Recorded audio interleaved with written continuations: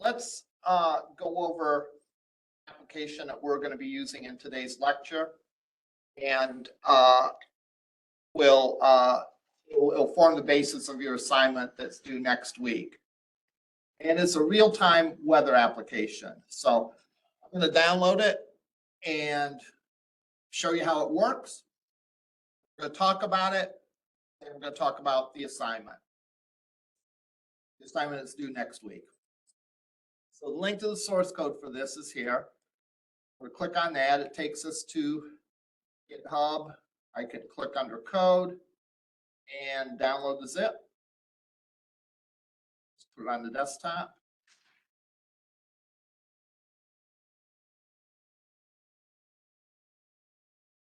And unzip it.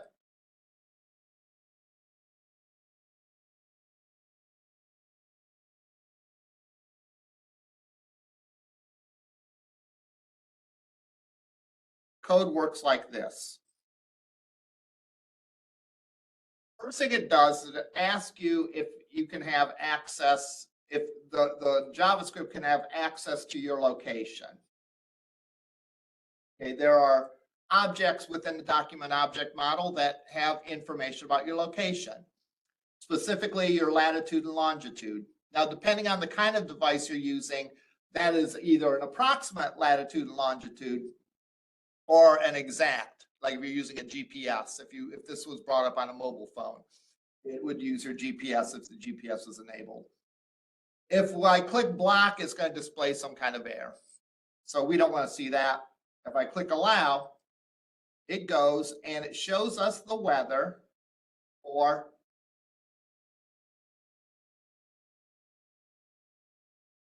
Sheffield, USA. As we are in Sheffield, or not Sheffield, like we're in Sheffield, right?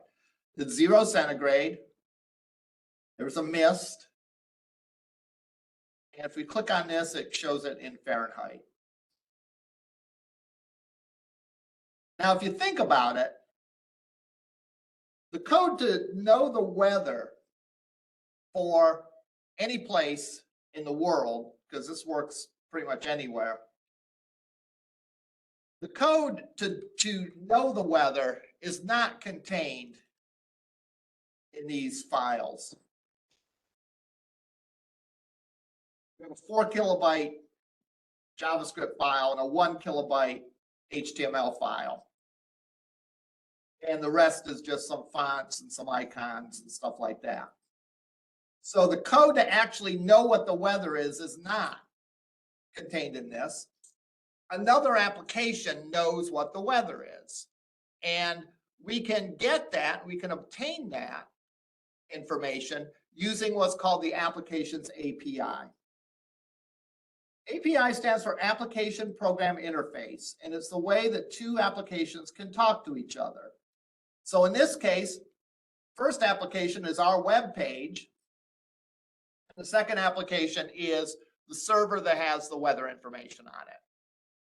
All right. So those two talk to each other. So there's a few things I want you to review. I'll introduce them. And, but, I want you to review that, I'll introduce them and I'll go over them, but you should review this on your own time as well.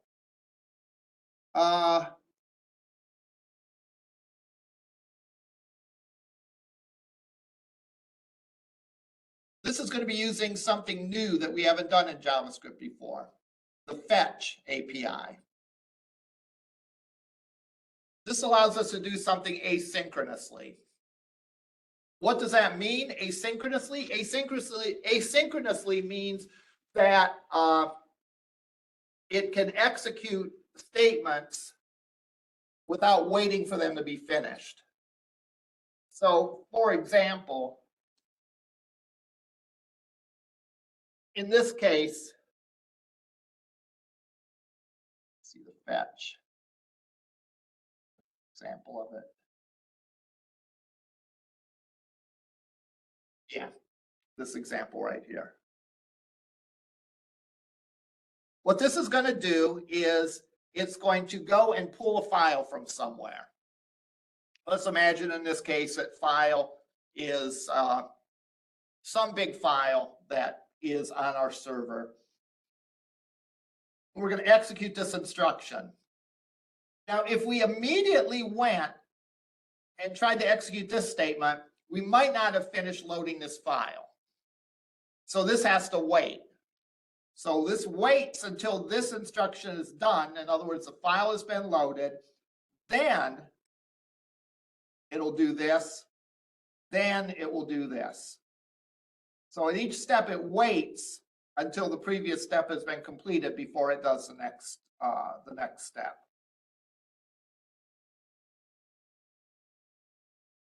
I don't know, this demonstrates it, but it's such a small file that it really doesn't matter too much. Now, how is that relevant in our case? We're going out to another server to ask for what the weather is in our location. So we're using the API to call that other server, and we're going to pass it some parameters. We're going to pass it the latitude and longitude, and we're going to get back something that has weather information about our current location. Now, when I make that request from within my program, I don't get an immediate response, right? This isn't like doing an arithmetic expression where x equals y plus 1, z equals x plus 2. It's not like those happen immediately. Whereas fetching the data from this server is going to take a little bit of time, depending on your internet connection, depending on how busy the server is. So it's going to take a little bit of time.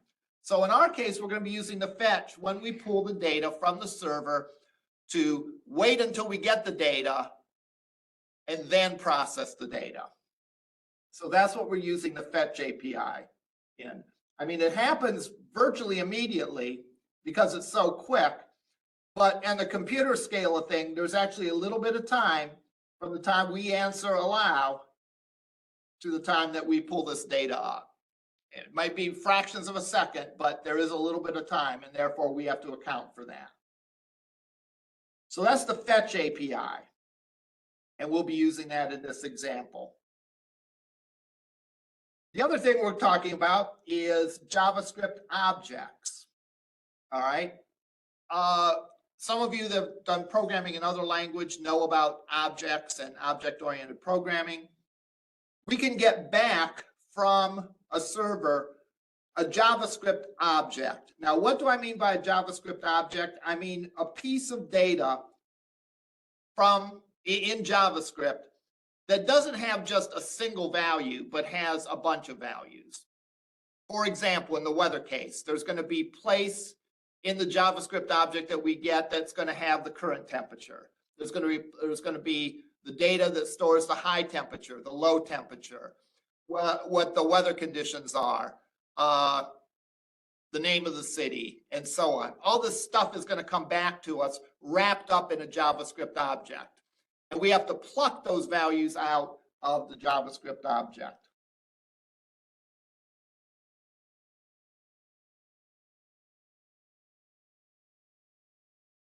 This shows you how you can create a JavaScript object. And it's similar to what we do in CSS, right? Where we have objects, where we have properties and values. So I could create a car object that contains a type, a model, and a color.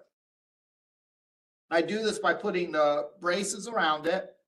I have the name of the first attribute, colon, and the value of the first attribute, then a comma. The name of the second attribute, colon, the second attribute value, and finally the name of the third attribute and value. In this case, we have a person. Has a first name attribute, last name attribute, age, and color.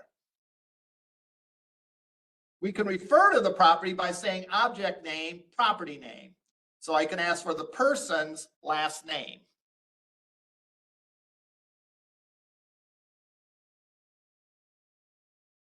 So in this example, we create this object, a person object that has a first name of John, a last name of Doe, and an ID of 5566. We then display the person.firstname and the person dot last name. It's very similar to what we've seen with the document object model, where we refer to elements on the page by using this dot notation. You start with an object and use the dot notation to narrow down till you get the piece of data that you're interested in. The only difference between this and what we've done with the DOM is, in the case of the DOM, that's something that's built into a browser. We didn't define the DOM. That's the rules of all that are built into the browser. In the case of these JavaScript objects, they're JavaScript objects that we have created on our own.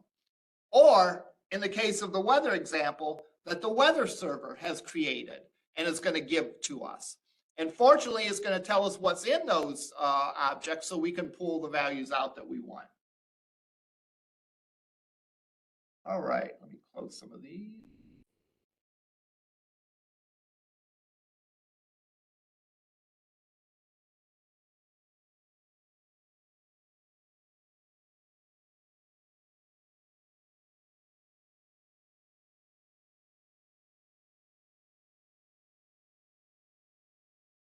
JSON, yes. It says someone's waiting. Oh, thank you. I never figured out why some people can go directly into the meeting and some people, it probably has something to do with their account or how they log on or something. Thanks for pointing that out. JSON is sort of the method that we use to the format that JavaScript objects are stored in. And JSON stands for JavaScript Object Notation. And here's a little video. Is it a video or a resource, a link?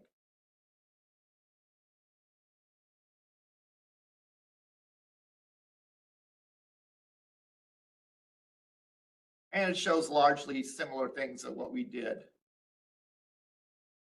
in the other example.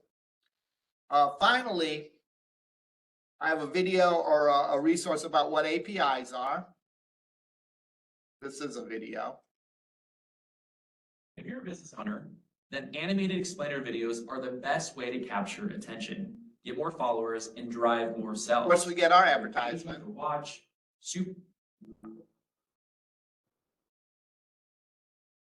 Connectivity is an amazing thing.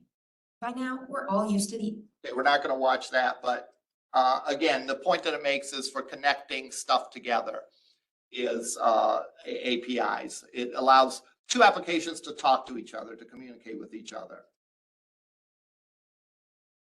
There's going to be a walkthrough of the application that I'm going to show you today. So I'm going to explain the application.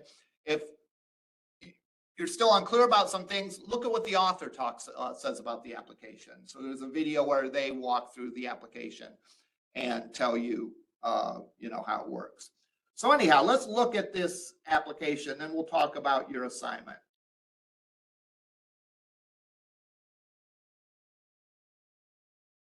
All right, we have our HTML document here.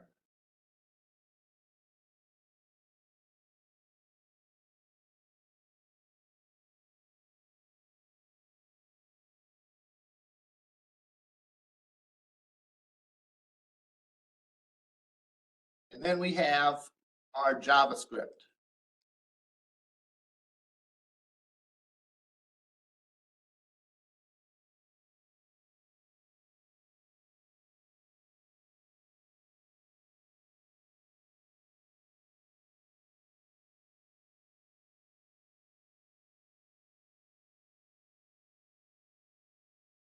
Okay, HTML has a bunch of places on the page where we're going to put things. There's an icon that starts out as being unknown. There's a place to put the value of the temperature. There's a place to put a description of the temperature. There's a place to put the location. All right, so that's the main thing that's in the HTML. Is it starts out as an empty div, empty collection of divs that have spots to put the data that we're going to get pulled from the API. It then on the very bottom of the page has our JavaScript script. Now, this is a technique that they've used. If you remember last time I showed you how to use the window load event to say when the window is finished loading, execute this code. And that I would say is the preferred way. They take another way that's often used, and that is they just put their JavaScript at the very end of the page. That way you know that everything has gotten loaded the way that you think the way that it needs to be loaded. So I would prefer that you use the window load method, but this works as well. So we'll keep this open, but we're going to do most of our work in the JavaScript file. So let's look at the JavaScript file. First thing it does is it uses and creates some constants for the different locations on the screen. And they use query selector to do that. Document query selector to do that. It's not a horrible way, but there probably is only going to be one weather icon on the page. There's not going to be many. Just like there's not going to be many places for the temperature, many places for the description. Therefore, if I were doing this, I would use get element by ID and just make sure that each of those have a unique ID. But this works as well. The trouble with using a class name is you always run the potential if someone later on goes and changes your web page that they could put a second item with that class on the page. This code sort of depends on the fact that those class names are unique on the page. And if you added something on it, you might not get the results that you are expecting. Okay, so this just grabs a bunch of pointers to the different spots within the HTML document. Here I'm creating an empty weather object. And I'm setting the first attribute of that weather object of temperature to equal a unit of Celsius. So right now, in fact, let's go and do this. I've talked about the console log before. This is a nice little tool to allow you to see something. So let's put console log in here.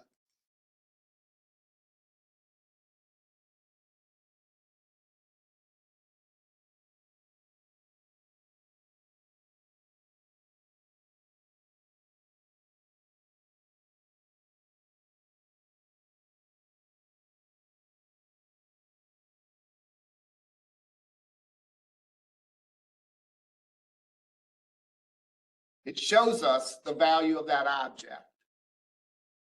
And the one thing it shows us is the temperature as a unit of Celsius.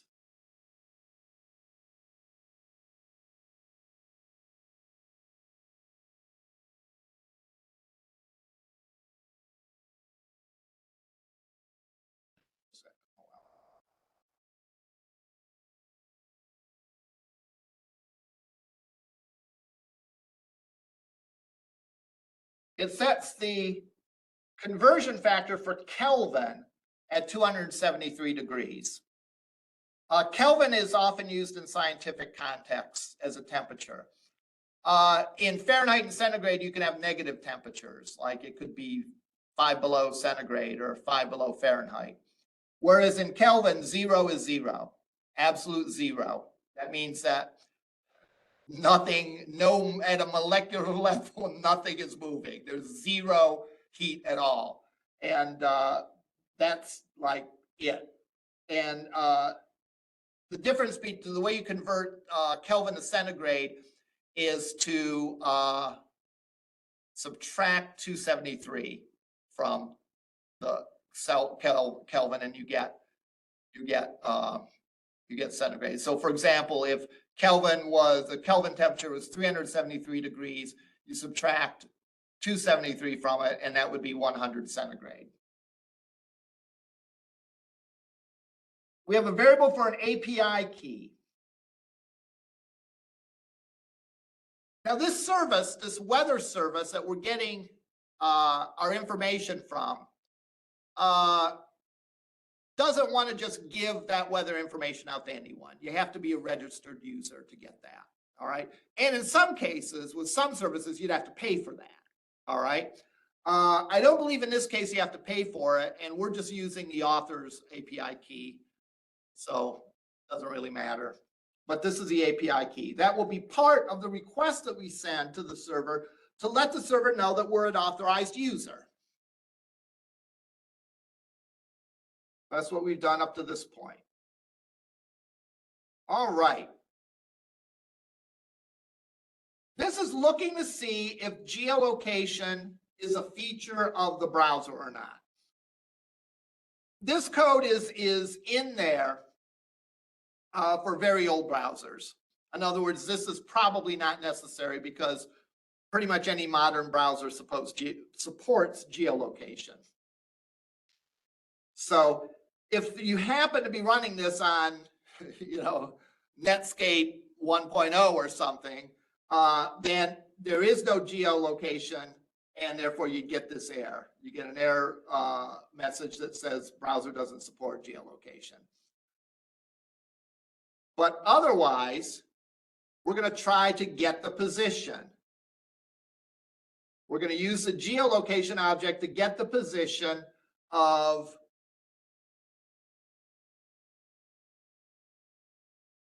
our current location. So get current position. These two things are function names. One of two things can happen when we ask the geolocation object to get the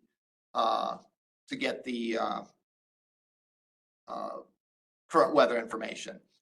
Either it's going to work or it's not going to work. All right, it seems pretty obvious, right? Why might it not work? It might not work if you don't give it permission. So when we open this up, for example,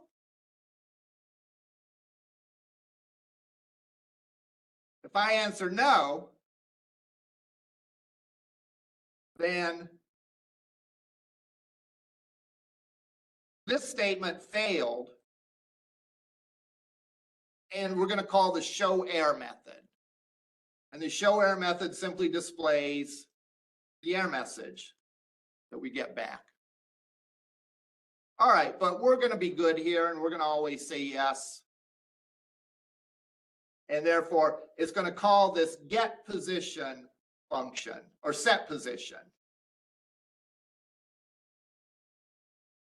So what this does is you get back, if it's successful, you get back from this method the current position of this computer. Again, on a desktop machine, that would probably be the location of the web hosting for it, I would imagine. If this was a mobile device, it would be, if GPS was enabled, it would be the GPS accurate location of it. So if this works, and we've given permission to pull the location, then we execute this statement, and we say, let latitude equals the latitude we get from the position object, and let longitude equal the longitude object. How do I know that's where the latitude and longitude are? Well,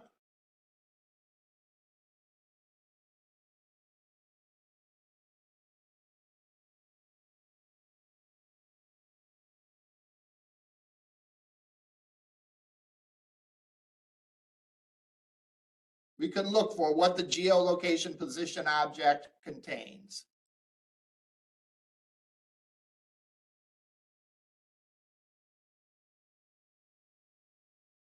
It contains the coordinates, and the coordinates contain, where it shows this, should show somewhere on here that it shows.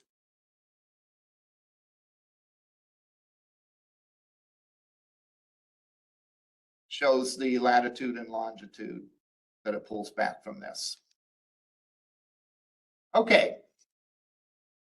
So Now we've gotten success. We've used our geolocation object to pull the data. By the way, if the server gave some other kind of error besides a permission error, it would probably call this show error function as well. But in this case, we're going to assume success, and therefore we're going to call this method getWeather. Okay?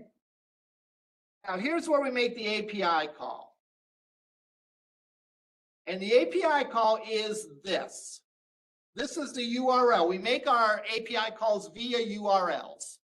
So it's, in a way, it's like a standard web page. We make a request to a server, we get back a response. The difference here is we're not requesting a web page. We're requesting some data, a chunk of data. And that data is going to come back to us in the form of a JSON object. So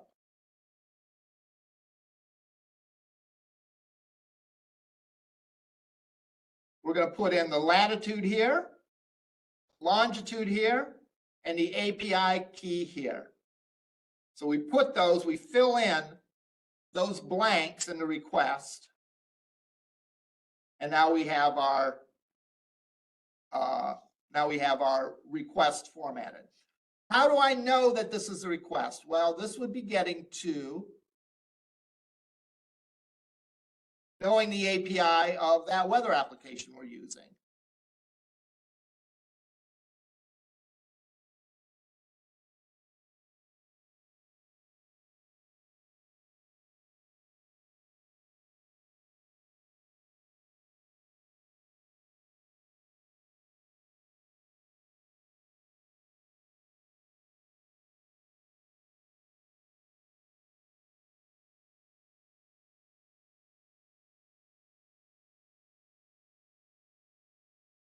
And it shows us how to make an API call.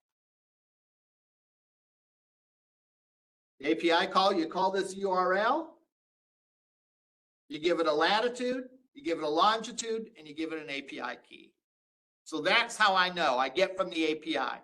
The API, again, is a rule. It tells you what you have to give it, and it tells you what you're going to get back. All right? So you have to make the request in the proper format. If I gave a different URL, or I didn't include latitude and longitude, or I didn't include the API key, or I included something invalid, it's not going to be able to do its thing and give me the results.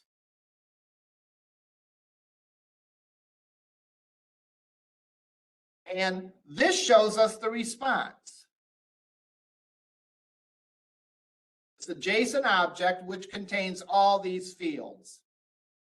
So within the object, there's a weather attribute, and within that weather attribute, there is a main description and a description, a more complete description, along with an icon.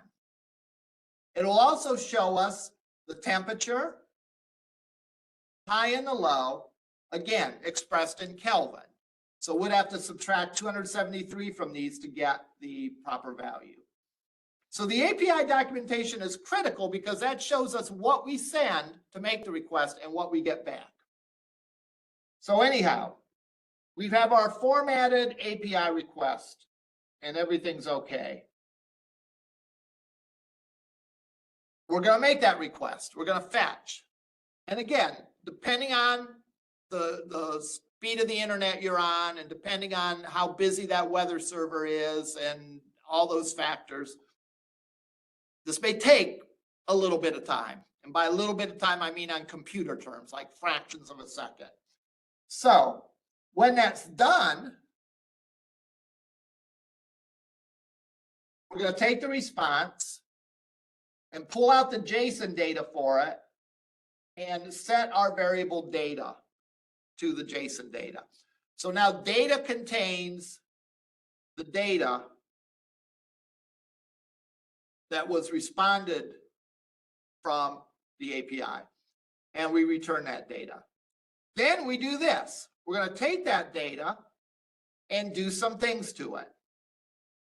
Well, we're going to fill up our weather object. Remember, we created the weather object way up here. We're going to fill it in with stuff.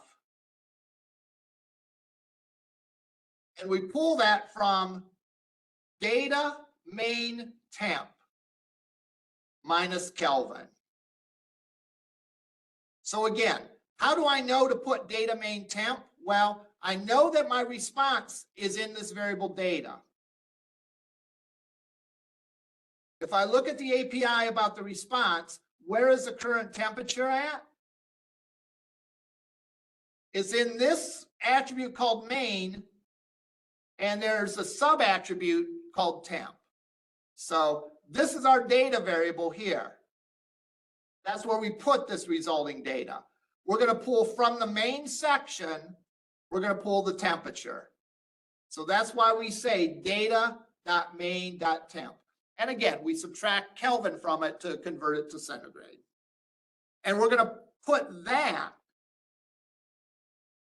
in our weather object that we're making, setting the value of the temperature. We do the same thing with description and icon and city and country. Now, weather has a subscript associated with it.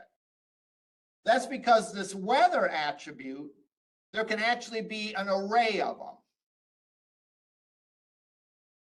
I'm not sure of the case where you'd have an array of these. I don't know. I don't know when you have an array. We're just going to grab the first one. That's why we say weather sub-0. Here. Give me the first one. Within the data, give me, within the first weather thing, give me the icon. So when we're done here, we have filled up these attributes in our weather object, the one that we created way up here. We've taken the data from the response that the API gave it and put it in our object. That's not really a necessary step, but they did it probably for clarity. You know, you could pull data right from the response, but the response from the API, but they make this sort of middle object that takes the relevant stuff and puts it in a little object that we can use. So when that is done, we then call our display weather function. And our display weather function is actually pretty straightforward. It's going to create an image tag using the icon ID.png. If you remember when we downloaded this weather app, here we go. We have an icon folder, and that contains all the icons. So we take the ID that it gets back, and we concatenate the icons folder / the ID.png, and that'll give us the URL or the name of the image file. We output the temperature, output the weather description, and finally the city and the country.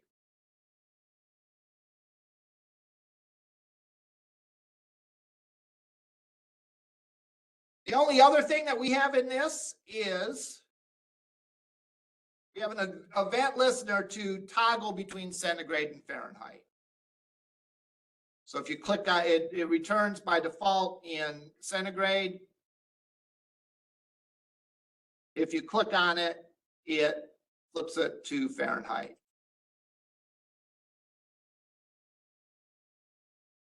And it toggles it back and forth. It does that by attaching a listener to the click event of that temperature element to do this stuff.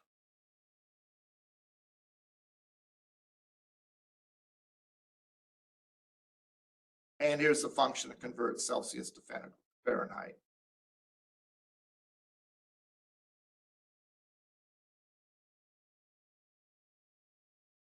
What's interesting to me is this at first might seem like a pretty big task, you know, but it really isn't. We just need to know how to make the call to the server, where the data is coming back to us, what format the data is coming back to us. And then we need to pull out that data and put it in places where we want the data. This is actually a form of AJAX, which we'll talk more about AJAX later on in the semester, but we're actually using data from a server to update a portion of the page. It's the first time we've done anything like that. In previous examples, we've updated our web pages, but we've updated them through our own JavaScript, and we didn't call a server or anything. Where this actually calls a server to get data and uses that data to update the web page. Now, what's your assignment, right? What's your mission? Your mission is to do this. To take and change this application so it does not use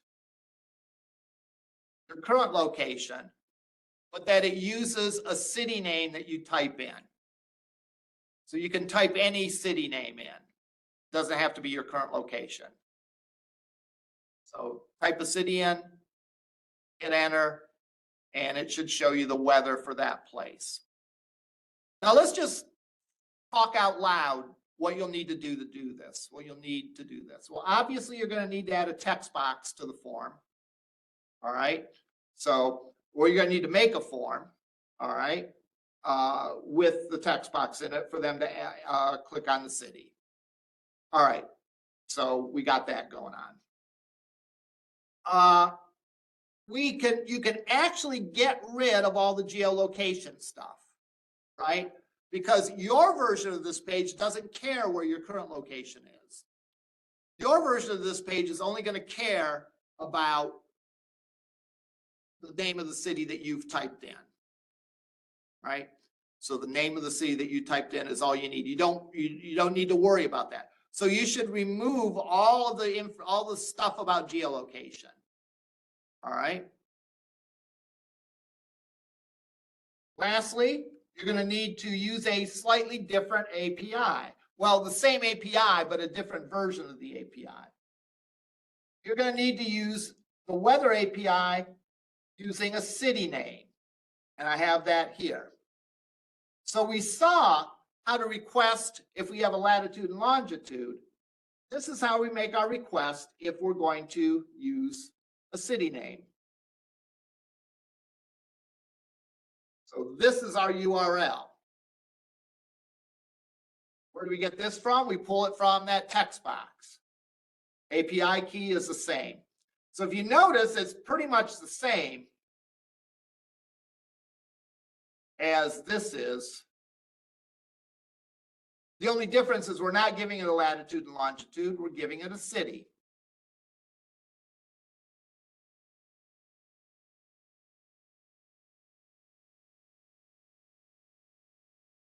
You don't need to worry about the country code and city, state, and country code. If you want an extra challenge, you can do that. You know, where you enter in the city and country, the city, state, and country. You're welcome to do that. Now, the data that you're going to get back is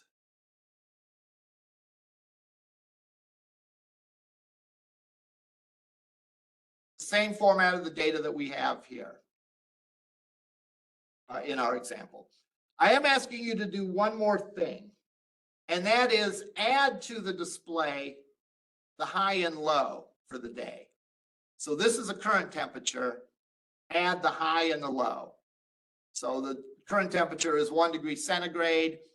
Maybe the high today will be 5 degrees centigrade. Maybe the low will be 0 degrees centigrade or something like that.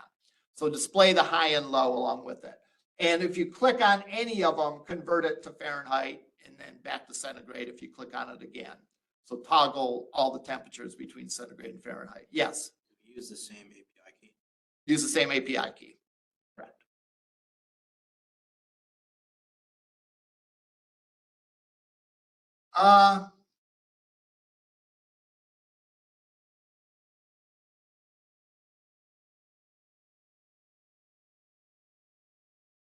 Trying to think of if I have anything else to say about this. This topic of using APIs is a very important topic, and not just in terms of JavaScript programming, but in a lot of programming, because really the connectivity between different applications is something that's very important. All right. And as such, when we did our advisory committee, where we bring in people from industry, you know, and talk to them about, you know, what our classes are like, what we should add to our programs, and so on. A few years back, the advisory committee was very big on making sure that we showed some examples in class of using APIs to call and get data. So that's when I added this assignment and this exercise in the class to give you some exposure to that. Now, what can go wrong here? Well, a lot can go wrong. All right. What is my advice as far as things go wrong is to take a systematic approach of solving. So first of all, let's deliberately mess some things up. Let's mess up the key.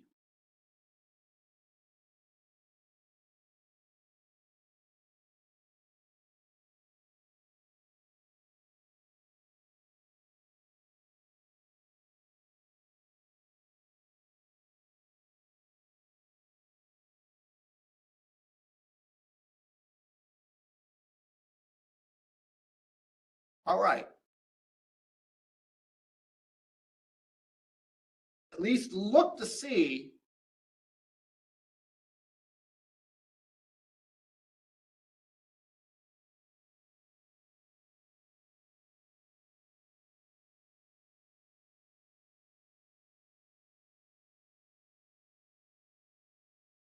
and here it is.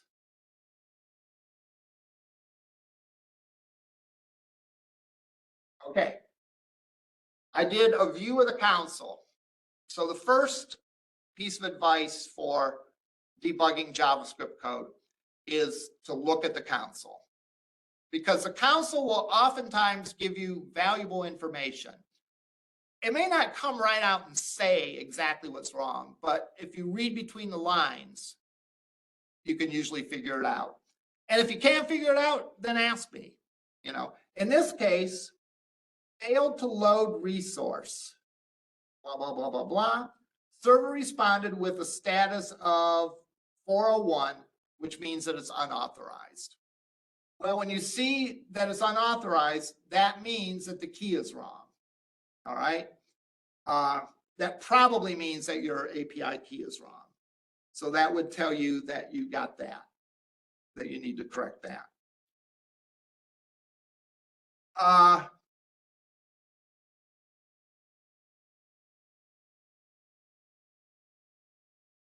Spell latitude wrong.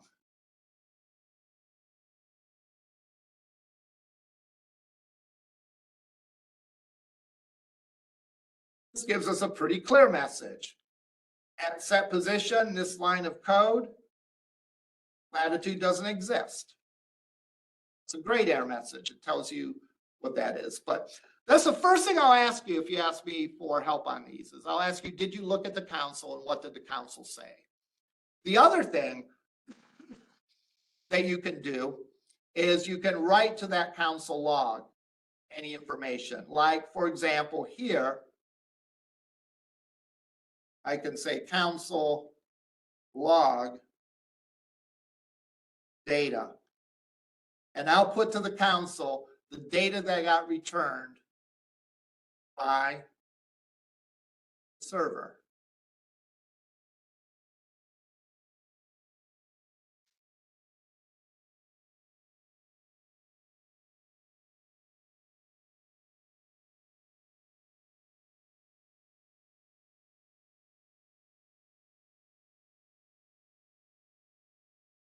And we can see the object that it returns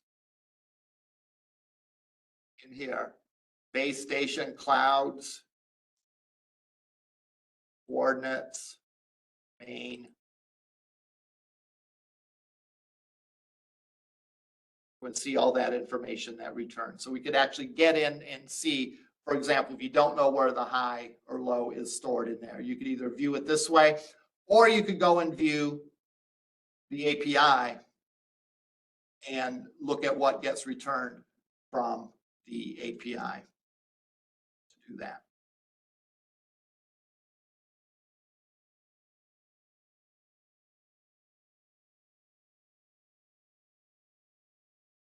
So if you want to know where the high temperature is stored, look at the response. And it will show you where the API is. And then just remember, use the dot notation to drill down to where these fields are within that JSON object that you get. I'm seeing a lot of JSON in a lot of things. Those of you taking the .NET class,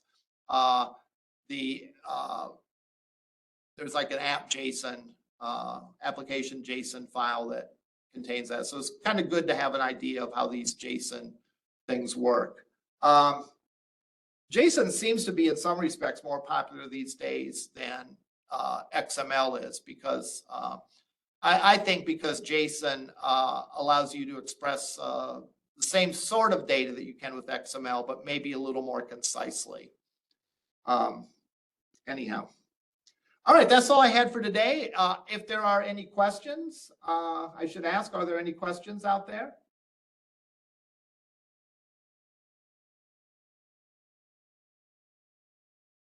All right, I will either see you in lab or see you next week. All right, take care.